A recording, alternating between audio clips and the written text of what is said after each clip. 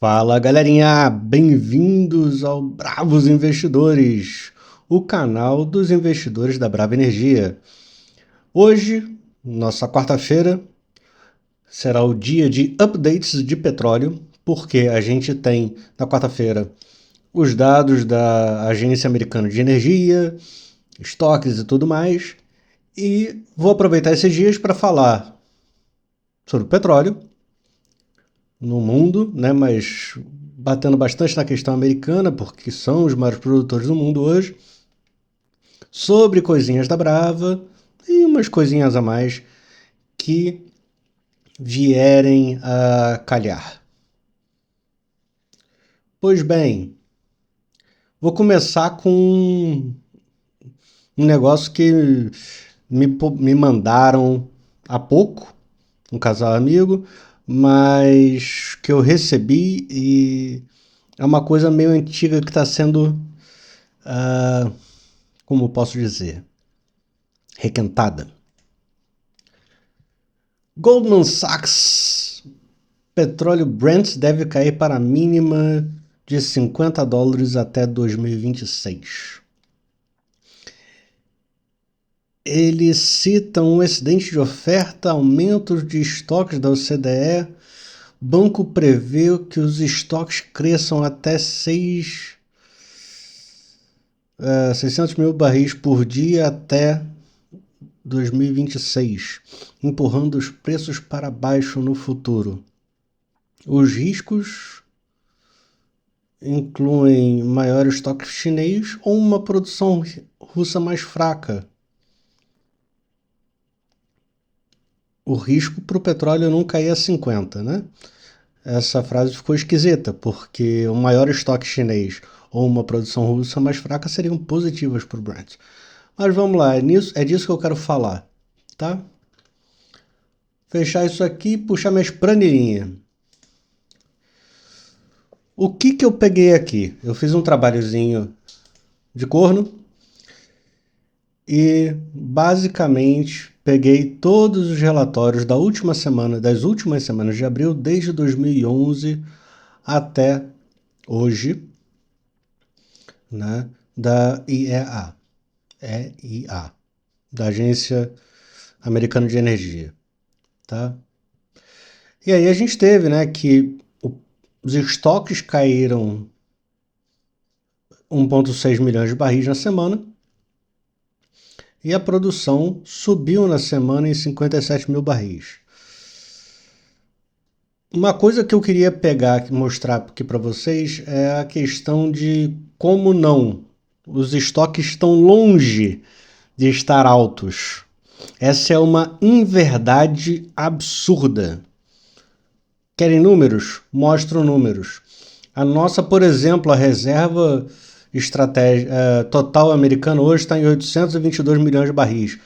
A reserva comercial está em 418 e a reserva estratégica está em 404 milhões de barris. Certo? Isso aqui é tudo 1 milhão de barril. Belezinha? Vamos pegar um número mágico. 2014. Em 2014, a reserva estava em 1 milhão e 51 mil barris. A SPR estava em 691. Em 2015, a SPR estava em 695. E a gente estava aqui com 1 milhão e 100. E por aí vai, a gente sempre esteve com níveis altos de reserva, mais altos de reserva. Até o Biden começar a vender o SPR por uma medida política.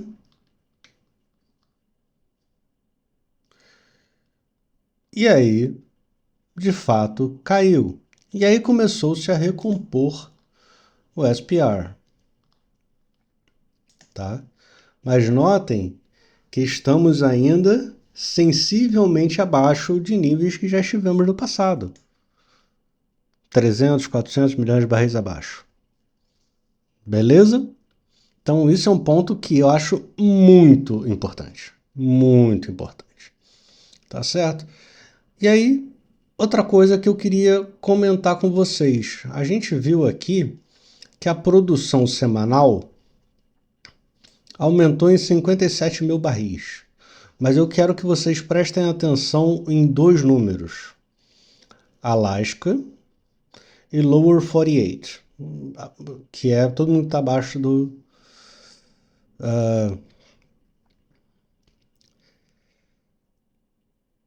paralelo 48. Basicamente quem está nos Estados Unidos, tá? Pega ali o meio dos Estados Unidos para baixo. 13 milhões de barris produzidos por dia. Beleza? Em 2011,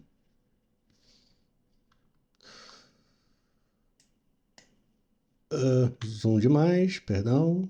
Em 2011, o Alasca produzia 500 e pouquinho, ou seja, mais do que produz hoje. Só que o Lower 48 produzia 5 milhões de barris. O que explica essa puxada gigante? O shale, tá? E aí chegamos a esses números. Isso aqui eu botei esse negócio aqui para vocês de crescimento de produção. Eu fiquei olhando nisso aqui ano a ano. Eu peguei todos os números aqui ano a ano. Quer ver? Tipo, esse ano a gente aumentou 139 mil barris na comparação do ano anterior. 139 mil barris. Então eu fiz esse trabalhinho de cor. Por que eu quero mostrar para vocês? Quando a gente teve o boom do xisto, a gente só teve retração de produção em dois momentos. Um em 2016, porque em 2016 a economia americana estava numa posição muito delicada, pré-recessiva, tá? Muitos não se lembram, mas era o cenário. E em 2020. Acho que eu não preciso explicar para ninguém o que aconteceu em 2020. Né? Mas de resto, todos os anos, o crescimento foi razoável, exceto nos últimos anos. Notem que não, mas o Brasil, o ano ainda não acabou. Beleza, esquece que isso aqui é janeiro. Isso aqui é agosto. Não sei por que ele plotou em janeiro, não estou com muito tempo para perder. Nos últimos 12 meses, eu estou fazendo aqui janelas de 12 meses. Então, nos últimos 12 meses, o crescimento da produção de petróleo é basicamente nulo. E o que a gente já começa a pegar disso, tá? Por que isso é importante? E aqui a gente começa a ver também esse efeito, tá? A gente está começando aqui a lateralizar o crescimento, talvez. E existe uma chance da gente começar a decrescer. E sim, eu acho que a gente vai começar a decrescer, porque o número de sondas está baixo. A gente chegou a ter quase 700 sondas em atividade, a gente está em 411. Os poços vão cansando, vão envelhecendo, e esse crescimento aqui é basicamente o crescimento do xisto, né, do shale oil, do shale gas, que por sua natureza são poços que têm uma depressão, ou seja, eles abrem o jogo começando a produzir muito, só que pela natureza do funcionamento do fracking, ele perde produção muito rápido. Ele chega a perder 50% da produção no primeiro ano, tá? Isso a gente pode levar em conta que, de certa forma, o fracking usado para produzir o fraturamento hidráulico, que é usado para produzir o gás do xisto e o óleo do xisto, são já maneiras que são muito próximas da recuperação secundária e terciária, tá? Do EOR,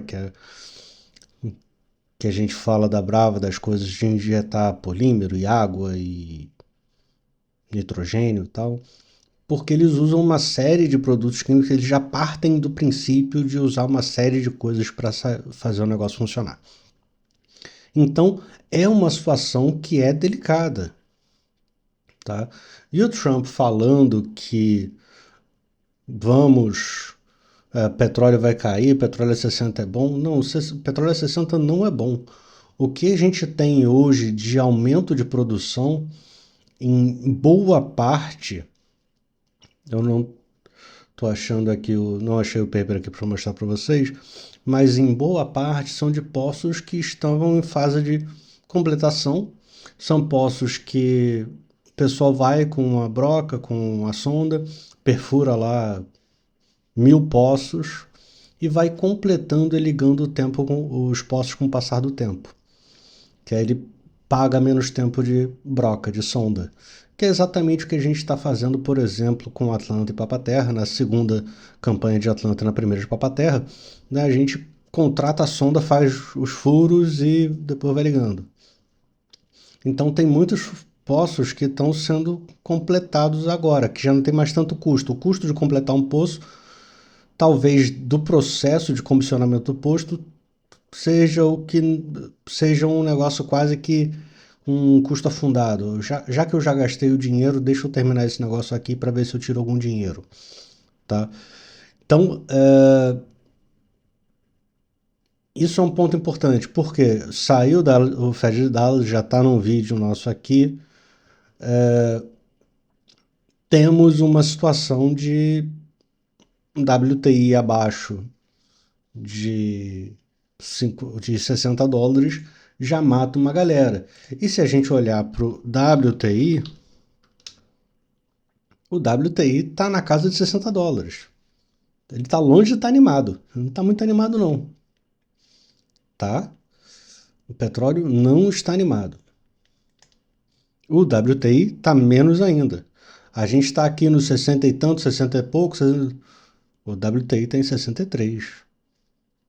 Isso é diferente. A gente está em 67. Tem $4 aí na brincadeira que fazem uma diferença gigante. Tá?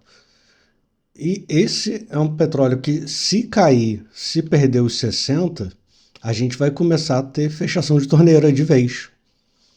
Porque não tem nenhum produtor de petróleo que está muito feliz. Zero. Tem ninguém muito feliz. Tá? Mas vamos olhar o nosso óleo, o nosso petróleo. Brent na casa de 77, de 67, está se comportando melhor do que o WTI no geral, tá? Isso é importante. Ele tá frágil, mas ele não está completamente abandonado. O que tem hoje de importante para o petróleo? A gente teve relatório de produção, a gente tem OPEP agora em setembro, talvez dê um último aumento, só que os aumentos da OPEP, eu também já mostrei em vídeo, eles não estão conseguindo entregar, então isso é um pequeno engodo. Tem briga na Venezuela, o Irã está falando grosso de novo, a coisa na Rússia com a Ucrânia parece que não está andando muito bem. Isso aqui foi a reunião dos caras, tá? E o petróleo meio que está querendo pagar para ver o que vai acontecer. E isso mostra pra gente de tal forma que existe um medo, mas é um medo que também está começando a aguçar, a animar os radares da galera que quer comprar alguma coisa. E a nossa bravinha, tá? Nossa bravinha, botei aqui no gráfico de linha para vocês verem um pouco melhor. Não sei se está dando para ver. A linha azul é o fechamento de cada dia da Brava. Vou botar aqui no gráfico normal de candles. LTB. Hoje foi o primeiro dia. Isso é importante. Notem, uma nota aqui importante. Eu não sou analista certificado, eu sou CGA, CGA e CFG, ou seja, minha área é gestão. Tá? Minhas certificações são voltadas para gestão, sou AI, estou como AI hoje e não sou analista. Então, estou fazendo aqui uma análise para mim, não é uma recomendação de compra. Então, um ponto importante reforçar aqui. Mas a gente tem aqui um triangulão, todo mundo está olhando esse triangulão, e o papel estava caindo, cedendo, só que cada vez ele cedia menos. Agora ele cedeu, rompeu aqui essa LTB, uma linha de tendência de baixa, e ele fechou acima. Outras vezes ele tentou romper, mas ele não conseguia fechar acima. Deixou esse candle horroroso aqui, mas graças a Deus se segurou. E a gente tem aqui uma situação muito legal, que é o seguinte: a gente tá com o IFR ainda baixo, ou seja, dá para subir mais sem ficar sobrecomprado. A gente tá com acumulação de distribuição. O trigger tá começando a querer comprar. A última vez que ele comprou, o papel saiu daqui e foi para cá. Uma porradinha e tanto. Ele saiu de 17 para 20. Não fico triste. Aqui a gente saiu de 18 para 23. Mas historicamente, neste último movimento, isso aqui está negativo, e está bem negativo. Mas o indicador que eu mais gosto, né, é o OBV. O que o OBV faz? É um indicador extremamente simples, e as coisas simples no geral funcionam. Ele é um indicador de quanto dinheiro está acumulado no papel, desde sempre. Então, se o papel cai, ele pega o estoque o número que ele tinha no OBV antes, e pega o volume de papel negociado e diminui. Se o papel sobe, ele pega o estoque que tem até o momento do dia anterior, pega o volume do dia e adiciona. Então ele basicamente diz o seguinte: olha, se o dia sobe, ele adiciona no indicador o volume do dia. Se o dia cai, se o papel cai no dia, ele tira o dinheiro do indicador, o dinheiro relativo àquele dia, o volume daquele dia. E por que isso é importante para a gente? Porque isso mostra para a gente o quanto o dinheiro está entrando e saindo do papel. Porque tem dias, às vezes, que o papel se mexe pouco, mas tem muito volume. Ou seja, teve muita gente entrando no papel. Só que entrou um vendedor grande e deu liquidez para todo mundo. O cara desistiu do papel. Ou seja, tem um dinheiro novo entrando no papel. Tá? E no dia de queda, eventualmente ele tem um dia de queda pequeno e muita gente vendeu, só que entrou comprador também, só que às vezes entrou um comprador e muita gente vendeu e aí marcou negativo. Só que qual é a graça do OBV? Ele meio que neutraliza movimentos grandes sem volume. Por exemplo, aqui a gente teve aquele dia pós-peregrino, papel despencou. O OBV fez um dentezinho aqui do lado. Caiu quase nada. Porque o volume do dia foi uma boesta. Agora, se a gente olhar de uma forma mais ampla, tá entrando dinheiro desde isso aqui, entrou dinheiro no papel numa violência interessante.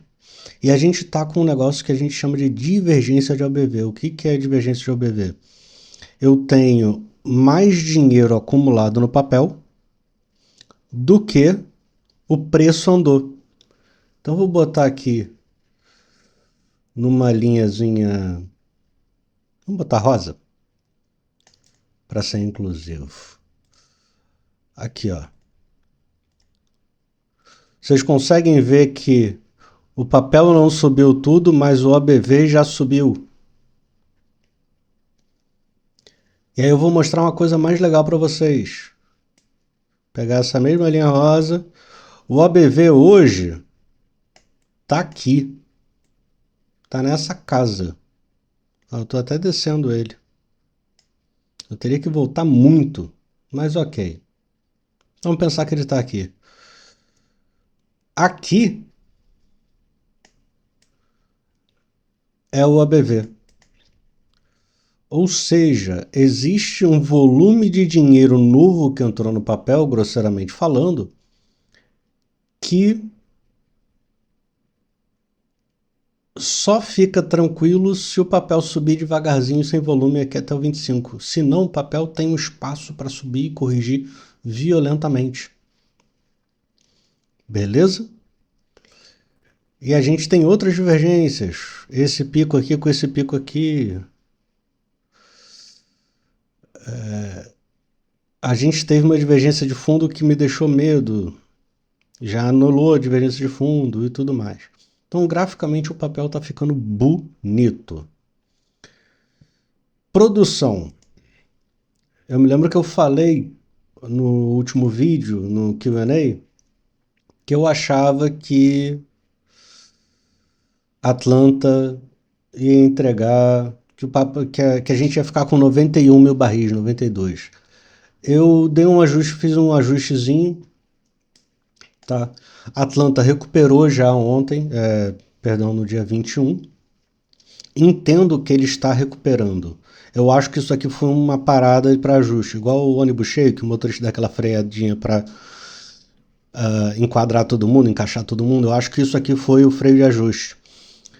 E acho que a Atlanta pode dar uma porradinha bem interessante até o final do mês. Outra coisa que eu estava vendo e relendo e ouvindo foi a apresentação institucional, tá? O Bravadei. Li o call, vi o call de novo, de resultados, juntei um monte de informação. Acho que tem coisas para serem resolvidas agora na Bacia Potiguar por esses dias, e isso talvez já esteja online e pode dar um gásinho, tá? Porque eu me lembro há um tempo atrás que na Bacia Potiguar eles estavam retomando,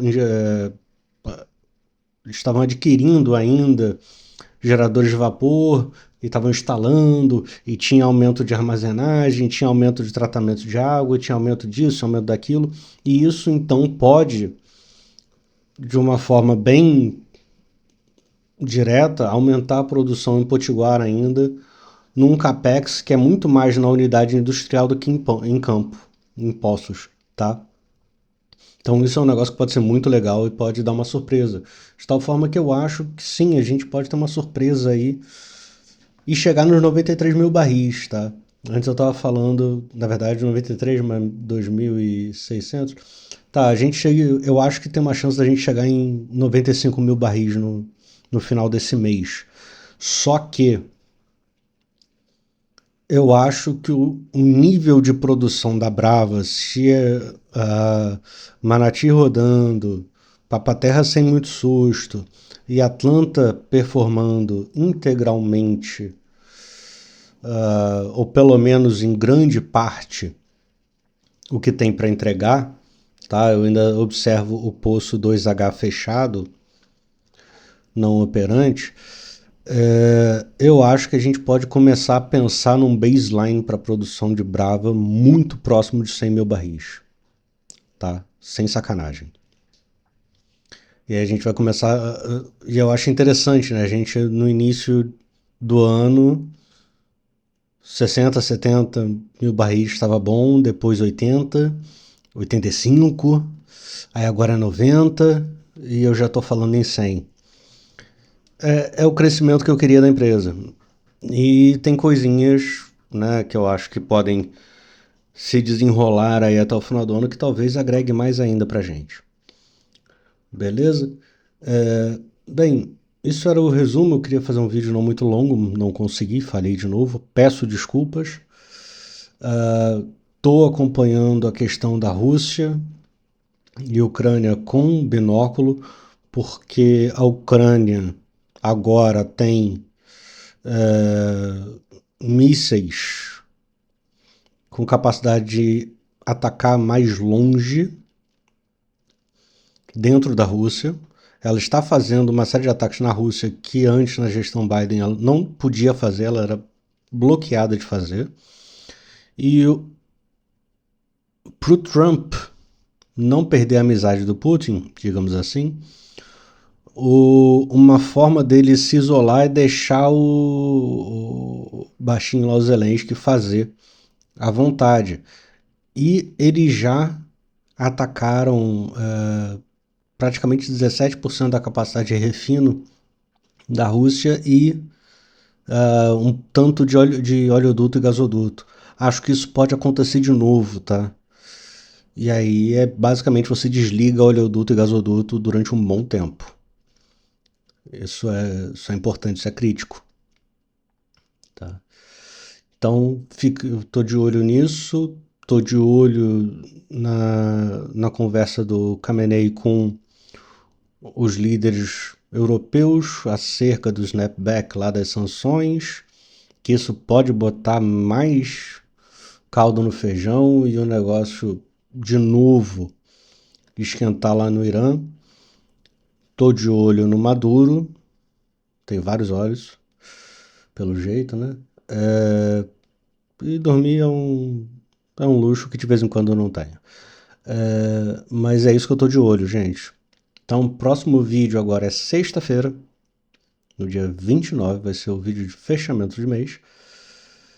E vai ser um dia importante pra gente, porque a gente vai estar fechando a semana, tá? No semanal, a gente está ficando com uma carinha boa, porque deixou tipo um martelinho aqui, se fechar forte, acima do 20,66, se a gente chegar nos 21, ferrou, ficou tudo muito bem. Notem que o OBV do semanal a gente ainda está devendo, então a gente precisa de volume esses próximos 2 dias. Acho que podemos ter, tá? No mensal, a gente vai te sair de uma acumulação, pode sair de uma acumulação legal, tá? E aí isso fica lindo no mensal, porque a gente pega esse triângulo e bota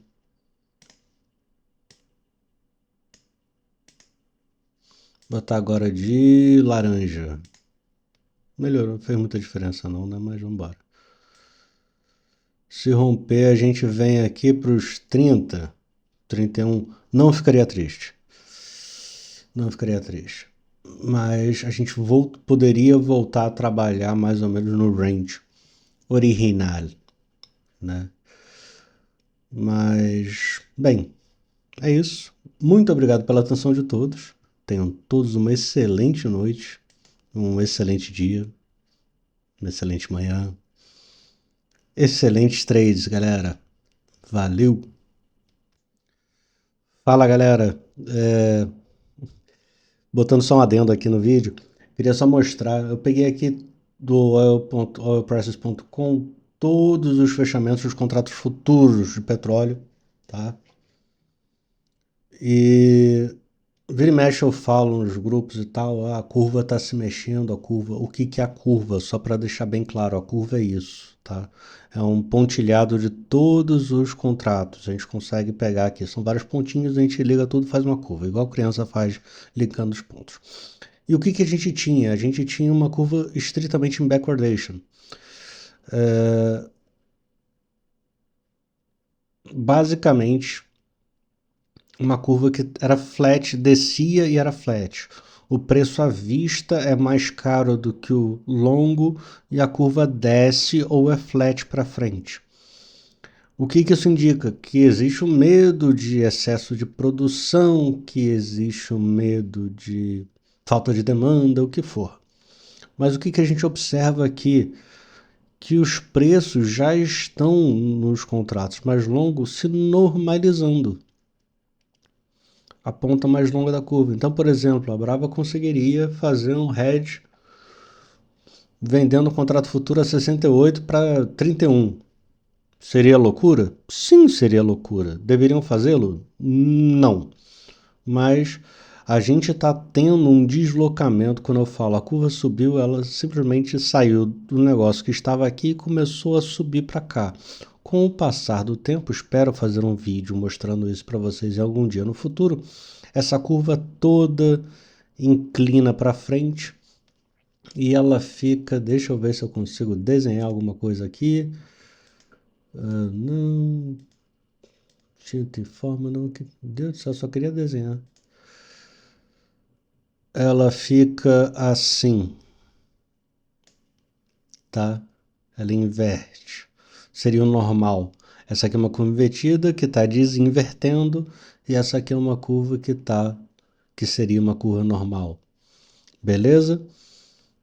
Claro isso? Beleza? Era só esse adendo. Valeu, boa noite.